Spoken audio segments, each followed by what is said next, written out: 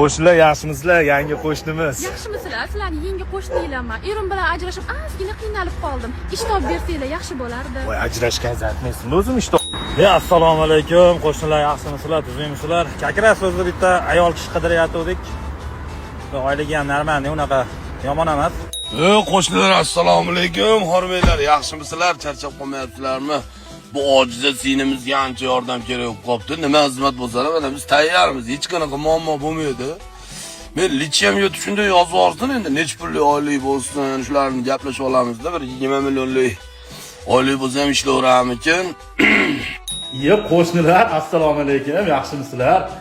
Bu zaifa ancha qiylanibdilar va biroz erta qaytmaganlar qaranglar. Ish bormi? 6 millionmi, 7 millionmi ish qilib beramiz. Faqat o'zimiz kelishib olamiz. Nomerini berib qo'ysangiz bo'ldi, ha. Qo'shnilar, qormanglar. Juda qiynalib qolgan qizagani, ha.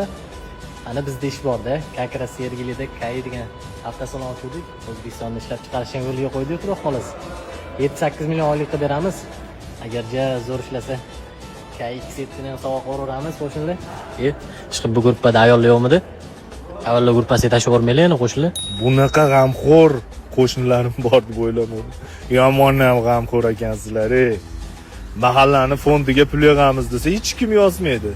Bunaqada yozasizlar, ha? Qo'shnilar.